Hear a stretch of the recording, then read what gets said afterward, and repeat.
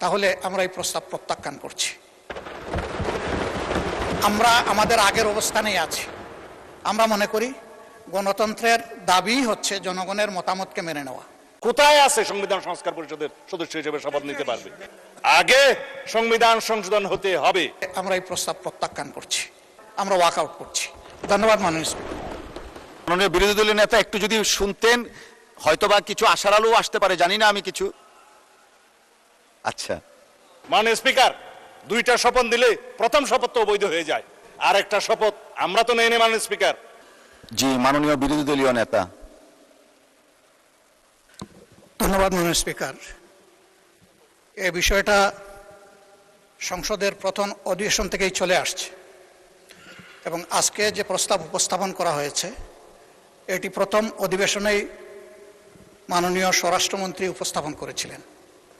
সেই দিনই আমরা আমাদের অবস্থান স্পষ্ট ব্যক্ত করেছি। এরপরে এটা সঠিক যে কয়েক দফায় মাননীয় চিফ হুইপ স্বরাষ্ট্রমন্ত্রী মহোদয় আমাদের সাথে যোগাযোগ করেছেন, বসেছেন। আমরা আমাদের অবস্থান স্পষ্ট করেছি। আমরা কখনো বলি নাই যে আমরা নাম দেব সদস্যদের। আমরা কনসেপচুয়ালি এটাকে অ্যাকসেপ্ট করি নাই।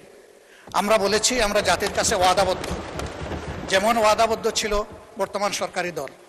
আমরা নির্বাচনের আগে সবাই বলেছি গণভোটে হা বলুন, হা ভোট বিজয়ী হলে আমরা গণভোট বাস্তবায়ন করব, এর রায় বাস্তবায়ন করব। এবং এরই প্রেক্ষিতে আমরা দুইটা শপথ নিয়েছি, একটা সংসদ সদস্য হিসাবে আর একটা সংস্কার পরিষদের সদস্য হিসাবে। আমাদের দুইটা শপথই আমরা মনে করি বিদ্যমান আছে। সুতরাং ওইটাকে যদি বাইপাস করার জন্য এই কমিটি গঠন করা হয়, সেই মতামত 70%-এর কাছাকাছি জনগণের মতামত। এই মতামত যদি এইভাবে 68.6%, এই মতামত যদি এইভাবে অবলীলায় শেষ হয়ে যায়, তাহলে ভবিষ্যতে গণতান্ত্রিক এই পদ্ধতির উপর জনগণ আস্থা হারাবে না, শুধু বিদ্রোহী হয়ে উঠবে। আমরা মনে করি যে জনগণের এই অভিপ্রায় মতামতকে কোনোভাবেই অগ্রাহ্য অপমান করা উচিত হবে না। এই জন্যে তাদের প্রতি সম্মান রেখেই আমরা শুধু এই কমিটিতে অংশগ্রহণ করব না এটাই নয়, বরঞ্চ এই পর্বটা আমরা যেহেতু জনগণের রায়কে সম্মান করা হচ্ছে না, তার প্রতিবাদে আমরা ওয়াকআউট করছি। ধন্যবাদ মাননীয় স্পিকার। মাননীয় বিরোধী দলীয় নেতা একটু যদি শুনতেন, হয়তোবা কিছু আশার আলো আসতে পারে, জানি না আমি কিছু। আচ্ছা, জি মাননীয় স্বরাষ্ট্রমন্ত্রী। স্পিকার আপনাকে ধন্যবাদ। ফর রেকর্ড, মাননীয় বিরোধী দলীয় নেতা ওয়াকআউট করছেন যে পয়েন্টে, সেটা তাদের বিবেচনায় সঠিক হতে পারে। তবে বাংলাদেশের মানুষ, গণ অভ্যুত্থান পরবর্তীতে বাংলাদেশের মানুষের প্রত্যাশা আমরা পঞ্চদশ সংশোধনী বাতিল করতে চাই। এবং পঞ্চদশ সংশোধনী বাতিল না হলে হাইকোর্ট সুপ্রিম কোর্ট যদি ভার্ডিক্ট দিয়েও থাকে, এই লেজিসলেচারে যদি আমরা পঞ্চদশ সংশোধনী বাতিল না করি, সেই সংশোধনের উপর ভিত্তি করে আমাদেরকে চলতে হবে। সুতরাং আমরা সংবিধান সংশোধনী কমিটি করা ছাড়া, এই সংবিধান সংশোধন করা ছাড়া এই জাতিকে আমরা নতুন প্রত্যাশা অনুযায়ী এগিয়ে নিতে পারবো না। তিনি বলেছেন তারা দুইটা শপথ নিয়েছেন। মাননীয় স্পিকার, দুইটা শপথ দিলে প্রথম শপথ তো অবৈধ হয়ে যায়। বর্তমান সংবিধান অনুসারে নির্বাচন অনুষ্ঠান হয়েছে, বর্তমান সংবিধান অনুসারে এই জাতীয় সংসদের অধিবেশন আহ্বান করেছে মহামান্য রাষ্ট্রপতি। সেই সংবিধান অনুযায়ী এইখানে জাতীয় সংসদ বৈঠক অনুষ্ঠিত হয়েছে এবং সেই সংবিধান অনুযায়ী এখানে রাষ্ট্রপতির ভাষণ হয়েছে এবং সেই ভাষণের উপরে তারাও আলোচনা করেছেন, আমরাও আলোচনা করেছি। মাননীয় স্পিকার, এখনো পর্যন্ত সাংবিধানিক নিয়ম অনুসারে সেই ধারাবাহিকতায় এই জাতীয় সংসদের প্রত্যেকটা অধিবেশন, প্রত্যেকটা বৈঠক পরিচালিত হচ্ছে। সুতরাং তারা যদি বলে থাকে তারা দুইটা শপথ নিয়েছে, আর একটা শপথ আমরা তো নেই মাননীয় স্পিকার, তারা শপথ নিয়েছে সংবিধান সংস্কার পরিষদের সদস্য হিসেবে। কোথায় আছে সংবিধান সংস্কার পরিষদের সদস্য হিসেবে শপথ নিতে পারবে? সেটা অসাংবিধানিক। যেটা উপদেষ্টা পরিষদে সিদ্ধান্ত হয়েছিল, আইন উপদেষ্টা নথিতে পাশ করেছে এবং সেই নোটিশটা নির্বাচন কমিশনে পাঠিয়েছে। সর্বৈব সেগুলো ভয়েড অ্যাব ইনিশিও প্রথম দিন থেকেই। এবং সেই আর্টিকেল 148 অনুসারে, তফসিল তিথি অনুসারে সেখানে যে একটা ফর্ম ব্লু পেপারে ছাপিয়ে দেওয়া হলো যে সংসদ সদস্যগণ আবার আরেকটি শপথ নেবেন সংবিধান সংস্কার পরিষদের সদস্য হিসেবে, সেটা ফুল নাল এন্ড ভয়েড। এটা কোনো আনকনস্টিটিউশনাল, সে কোথাও নাই। এবং তার উপর ভিত্তি করে তিনি যে বক্তব্য দিলেন, গণভোটের গণরায় অনুসারে আমরা গণভোটকে সম্মান দিতে চাই। অবশ্যই গণভোটের গণরায়কে যদি সম্মান দিতে হয়, এই সংবিধানকে সংশোধন করতে হবে এবং তারপরে যদি সবাই মিলে রাজি হয় যে সংবিধান সংস্কার পরিষদ গঠন হবে, তখন যে সংবিধান সংস্কার পরিষদের সদস্য হিসেবে শপথ নিতে পারবে, তখন সেটা হবে। এখন তো সেটা হয়নি মাননীয় স্পিকার। আগে সংবিধান সংশোধন হতে হবে। সমঝোতার ভিত্তিতে সেই সংবিধানে যদি সংস্কার পরিষদের কোনো বিধান সংযুক্ত করতে হয়, সেই আলোচনাও তাদেরকে সেই সংবিধান সংশোধন কমিটিতে এসে করতে হবে। তারপরে আলাপ আলোচনার ভিত্তিতে আমরা সংশোধিত সংবিধান পাবো, সেই সংবিধান অনুসারে আমরা এগিয়ে যাব।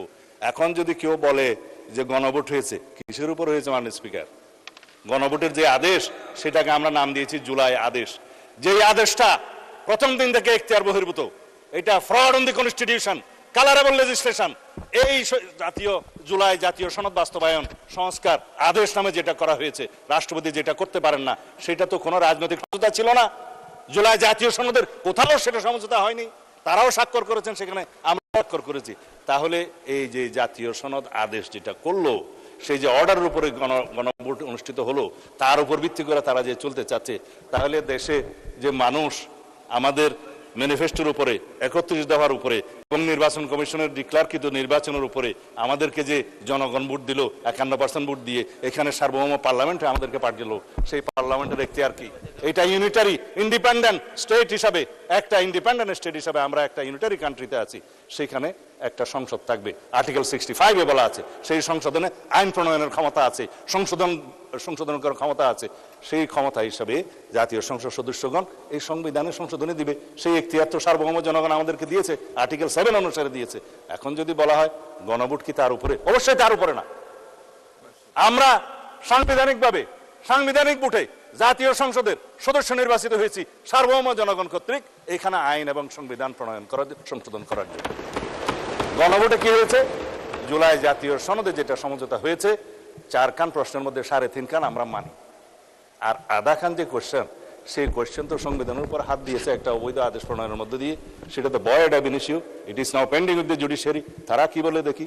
তারপরেও যদি আলাপ আলোচনা করে আমরা এখানে জুলাই জাতীয় সনদের সবকিছু আমরা এখানে বাস্তবায়ন করতে চাই, এবং তার বহির্ভূতভাবে যদি জুলাই কি যেন সংবিধান সংস্কার পরিষদ গঠন করতে চায়, তারা সেই আলোচনা এখানে এসে করুক, সংবিধান সংশোধনী কমিটিতে করুক।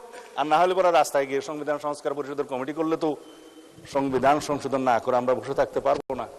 আর সংবিধান যদি সংশোধন আমরা না করি, তাহলে এই জাতি তো শেখ হাসিনা প্রদত্ত পঞ্চদশ সংশোধনী নিয়েই চলতে থাকবে। আমরা কি তা চাই? আমরা অবিলম্বে ইনশাআল্লাহ এই সংবিধান সংশোধনী কমিটি গঠন করা হয়েছে, আমরা বৈঠক করব এবং এই জাতির শ্রেষ্ঠ সন্তানদের সাথে আমরা আলোচনা করব, স্টেক হোল্ডারদের সাথে আলোচনা করব, জুডিশিয়ারির সাথে আলোচনা করব, আইনজীবীদের সাথে আলোচনা করব, সুপ্রিম কোর্ট বার অ্যাসোসিয়েশনের সাথে আলোচনা করব, আমাদের পত্রিকার সমস্ত সম্পাদক এবং ডিজিটাল আর প্রিন্ট মিডিয়ার সমস্ত সম্পাদকদের সাথে আমরা আলোচনা করব, অন্যান্য স্টেক হোল্ডার বুদ্ধিজীবীদের সাথে আলোচনা করব, সংবিধান সংসদ বিশেষজ্ঞদের সাথে আলোচনা করব, জুলাই জাতীয় সনদ প্রণীত হয়েছে যে সমস্ত রাজনৈতিক দল স্বাক্ষর করেছে তাদের সাথে বসে আলোচনা করব, সংসদে আলোচনা করব, বৈঠক করব, তারপর আমরা সুপারিশ প্রণয়ন করব। তারপরে এই মহান জাতীয় সংসদে সংবিধান সংশোধনী 14তম সংবিধান 18তম হবে, 18তম সংবিধান সংশোধনী বিল ইনশাআল্লাহ এখানে উত্থাপিত হবে। আমরা আশা করি বিরোধী দলীয় সদস্যগণ ইমোশনাল রাজনীতি না করে আমরা যাতে সংশোধিত একটি শক্তিশালী সংবিধান সংশোধনী বিল আনতে পারি, সেই জন্য গণতন্ত্রের স্বার্থে তারা সহযোগিতা করবেন। ধন্যবাদ মাননীয় স্পিকার।